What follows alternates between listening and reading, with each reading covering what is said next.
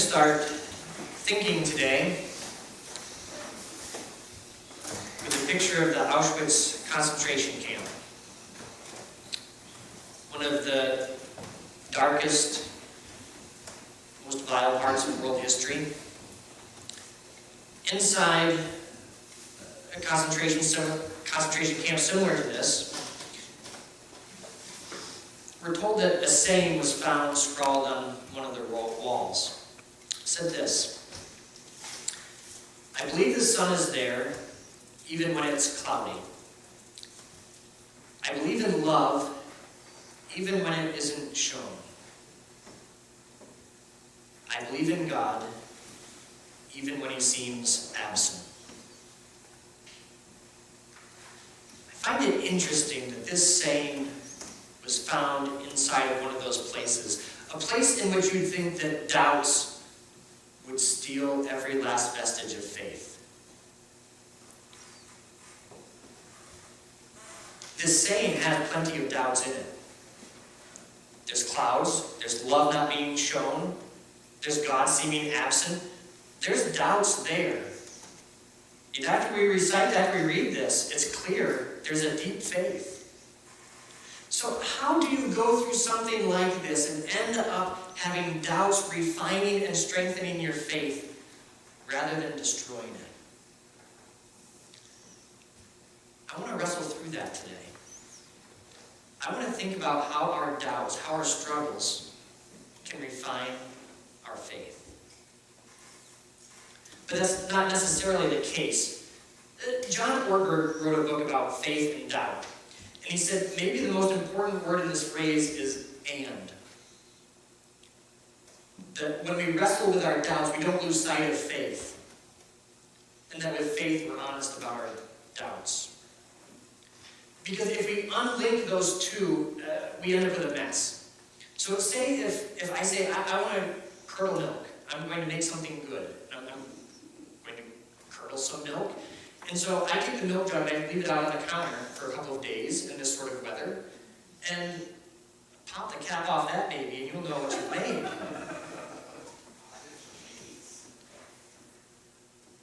Don't put down cottage cheese, all right? So that's where it goes wrong. But we also know that if you curdle it, if it's controlled, you can end up with something really good. How do we do that with our doubts? How do we move in a way that we end up with something positive? And to do that, I want to talk about this guy. Anybody recognize him? Abraham.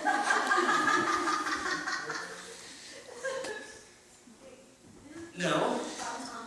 Thomas, yeah, you can read the bulletin. And so we're talking about Thomas, doubts, Thomas. Has it ever troubled you, the phrase, doubting Thomas? How come we don't go with, denying Peter? We can label all of them, but no. Thomas is the only one that gets doubting Thomas. I think he gets bad rap. I don't think he's as bad as doubting Thomas. It's not Abraham. The scary thing is she helped me write the sermon this week, so who knows what might happen now. All right, so we know a few things about Thomas. One is, in Matthew, Mark, and Luke, all that we learn about Thomas is his name. They just list him in the group of the 12. Just mention it. In the Gospel of John, we're told that he's also known as Didymus, which is Greek for twin.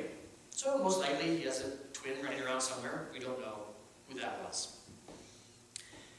We also learn something else. There's 3 stories about Thomas in the Gospel of John, and we learn who Thomas is like. Eeyore. You have to read some really sophisticated commentaries to learn this, all right? But I'll share it with you. I'll work you through it. Eeyore. Is anyone else a Winnie the Pooh fan? All right? So when you think of Eeyore, you think gloom. Yeah, I even have the map there. Eeyore's place, rather dungy and sad. Thomas, dark cloud guy. You're going to end up with this picture. 3 stories about Thomas. First, we'll start in John chapter 11. This is the story of Lazarus, but Thomas is involved. After saying these things, he, that's Jesus, said to them, "Our friend Lazarus has fallen asleep, but I go to awaken him." The disciples said to him, "Lord, if he has fallen asleep, he will recover." Now Jesus had spoken of his death, but they thought that he meant taking rest and sleep. Then Jesus told them plainly, "Lazarus has died, and for your sake I am glad that I was not there, so that you may believe. Let us go to him." So Thomas, called the twin, said to his fellow disciples, "Let us also go, that we may die with him." All right, Thomas. Woo! I like to talk about the life of the party. Yeah, let's go and die. All right, let's go along. So, which of these two characters is Thomas? Is he Captain Optimism or Pessimistic Man?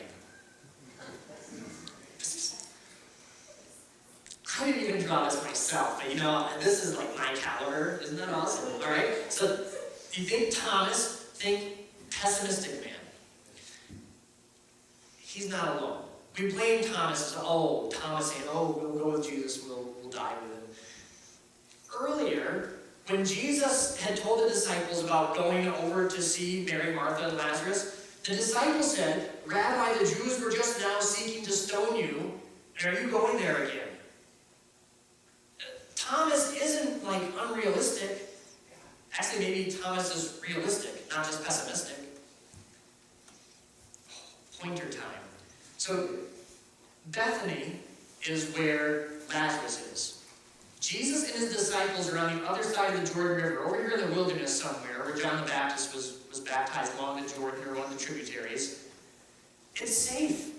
There's not people coming out to try to stone them there. And actually, there's a very successful ministry happening. They're having people come out and believe. Things are good. Things are safe. And Jesus says, let's head back over here where people want to kill us. I don't think Thomas is unrealistic. But he wanted to go still. I think that says something about Thomas. So Thomas is a half-empty sort of guy. He's realistic. But he's a heroic pessimist. Thomas saw what was going to happen, potentially, what bad things could happen, but he went anyway because he trusted Jesus. He trusted Jesus more than he trusted his pessimism. I think heroic pessimism, that's a John MacArthur phrase.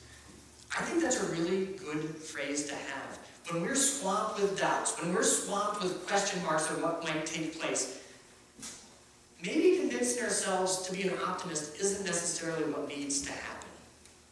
Maybe we don't need to convince ourselves that tomorrow the rainbow is going to be there and everything's going to be puppy dogs and wonderful. Maybe tomorrow what we should convince ourselves of is that Jesus is still there and we can still trust him tomorrow, regardless of what the day looks like. That's where Thomas is at. He's not exactly the life of the party. Let's go so we can die with him.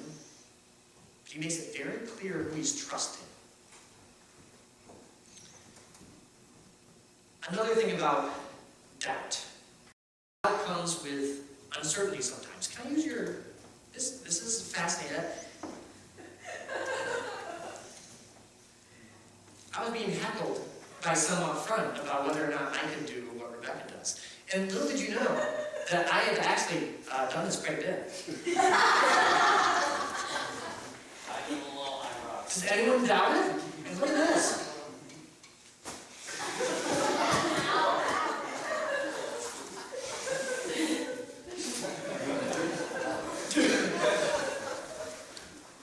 Was your doubt unfounded? Was your doubt wrong? Was your doubt fulfilled? Yes. Sometimes doubt can be real. Your doubts are coming from something that you should be doubting. What if we don't respond to those doubts? Hypothetically, say yesterday I met somebody who said, I so want to go to Albany to see my family. I said, "You're going to Albany? I'm going to Albany tomorrow. I'll just drop you off." He said, "Well, you know where Washington Street is?" Now, I know Albany. I've been to Albany lots of times. I'm not an expert on Albany because I live near Albany, New York, or used to live near Albany, New York. And so I kind of bluff a little bit. I say, Washington Park. Yeah, there's like a tulip festival there in the spring, and it's beautiful, it's wonderful. I've never been there, but I've seen it on a map. But, and he's like, I don't remember a park on Washington Street. Oh, no, I know where it is. I can just drop you off, we'll get close, and you'll see where it is. And it's great. So I'm covering up my doubts. He's covering up his doubts if I know anything. And so we start driving today. We start driving towards there. It's like, this isn't the way I go to Albany. Because he's looking for Albany, Georgia. That's a long ways apart, isn't it? Washington Street, Albany, Georgia, or Washington Park, Albany, New York. If we don't respond to our doubts, we can get ourselves in a mess. Like in that situation, if I responded to my doubts and admitting that I didn't really know where he was talking about, or if he told me, I don't know, look at your face, you don't know what you're talking about. But our doubts were covered up. Sometimes it's important to admit what we don't know. Thomas again. John chapter 14, Jesus says, let not your hearts be troubled. Believe in God, believe also in me. In my Father's house are many rooms. If it were not so, would I have told you that I go to prepare a place for you? And if I go and prepare a place for you, I will come again and will take you to myself, that where I am, you may also be. And you know the way to where I am going. This is beautiful, isn't it? This is like a serious time. And this is Jesus talking to his disciples. And then Thomas says, Lord, we do not know where you are going. How can we know the way? Jesus said to him, I am the way, the truth, and the life. No one comes to the Father except through me. If you had known me, you would have known my Father also. From now on, you do know him and have seen him. So maybe Thomas isn't exactly Mr. Smooth here. You're having this close personal time, and Thomas kind of raises his hand and says, I don't know what you're talking about. I don't know where you're going. Because he's willing to confess his doubts. He's willing to confess that he doesn't really know. He's got an idea of what Jesus is talking about, but he doesn't know. And coming out of that, we learn something very real. Verse 6, I am the way, the truth, and the life. Jesus says, if you want to go to heaven, if you want to know God personally, it's through me. I'm the only way. There's not going to be a way through Buddha. There's not going to be a way through Brahma. There's not going to be a way through all these other things. It's through me.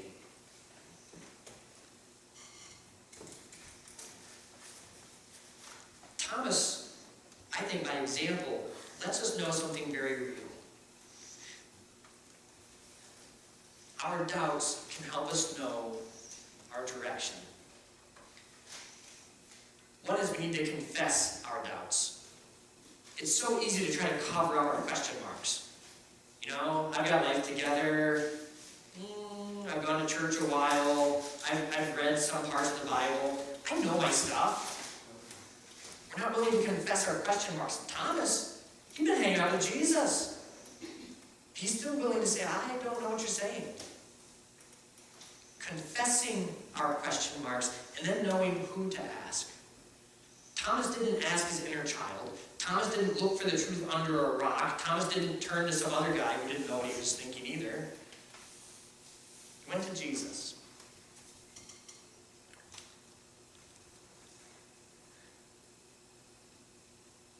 When we confess our doubts, we end up needing to trust more than creating an image of being right.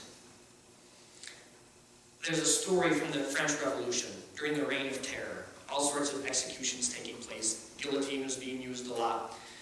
And one day they had 3 people to execute, and they were brought up, and the executioners asked the first person, who was a priest, if he had any last words to share. And the priest said this, I believe God is going to save me. Put his head in place, the guillotine came crashing down. 2 inches before his neck, the guillotine stops. And the executioner said, it's a miracle. You're free. Go and be free. Next person comes up, another priest. And they say, do you have any final words to say? And he says, I believe God is going to save me. Guillotine comes crashing down 2 inches before his neck and stops. And the executioners once again say, it's a miracle. You are free. Next person comes up. He's an atheist, a skeptic. And they say, do you have any final words to say? Well, I think I see your problem. There's something jammed in the gear mechanism.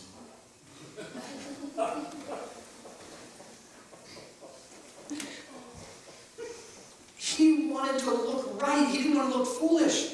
He didn't want to be like, oh, I think God's going to save me here. No, I can see what's going on. It's just a simple mechanical problem. Fix it and you can do me in. He was so set on wanting to look right rather than trusting God or trusting someone.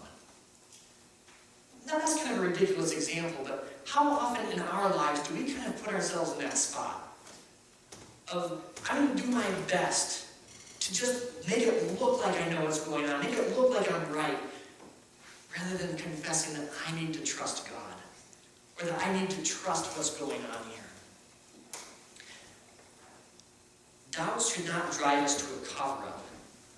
They should drive us closer to asking God the questions. One thing I want to clarify is that doubts are different than unbelief. I mentioned the book by John Ortberg before. This is a quote from Ortberg, in which he's talking about unbelief in terms of being a rebel. The rebel is not simply someone who doesn't believe. He or she is someone who doesn't want to believe. Rebels do not want the story of Jesus to be true. And this desire goes so deep that it colors the way they look at every argument and every bit of evidence and make sure they find a way not to believe. Skeptics question, rebels defy. Doubts gone bad go to unbelief. In which we're out to defy God. We're out to defy anything that sounds God-like. Whereas doubts can lead us to asking hard questions, of uncovering who God truly is. And that's the last picture that we have of Thomas. John chapter 20. This is a story we think of when we think of doubting Thomas. Now Thomas, one of the 12, called the twin, was not with them when Jesus came. So the other disciples told him, we have seen the Lord. He said to them, unless I see in his hands the mark of the nails, and place my finger into the mark of the nails, and place my hand in his side, I will never believe. 8 days later, his disciples were inside again, and Thomas was with them. Although the doors were locked, Jesus came and stood among them and said, peace be with you. Then he said to Thomas, put your finger here and see my hands, and put out your hand and place it in my side. Do not disbelieve, but believe. Thomas answered him, my Lord and my God. Jesus said to him, have you believed because you have seen me? Blessed are those who have not seen and yet have believed.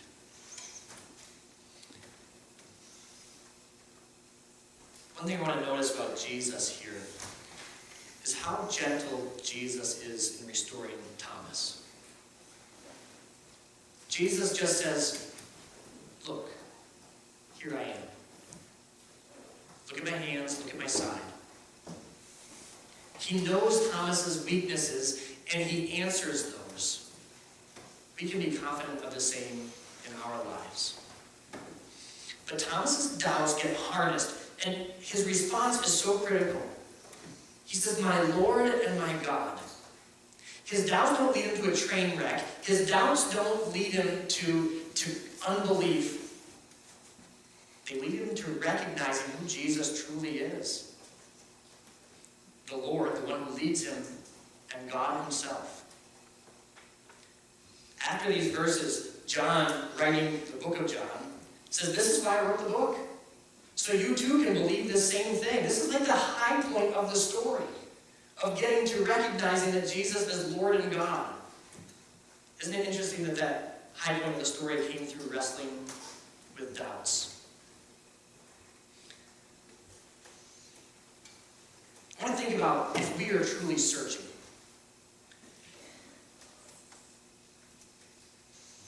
If we're willing to use heroic pessimism, in which no matter how bad tomorrow looks, maybe even this afternoon looks, or how many worries we have about the weeks ahead, that we're going to trust who's there. We just sang a hymn, I know whom I have believed. It gives us the idea. When we sang that refrain, however many verses there are, 4 times. I know whom I believe because I know who holds that day tomorrow. Do I truly believe that?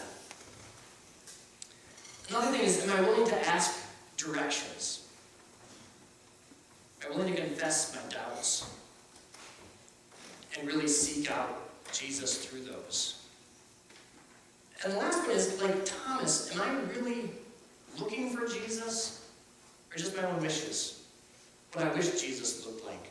Or what I wish I could find? Do I truly believe that I can know God personally? That's who Thomas found. My Lord and my God.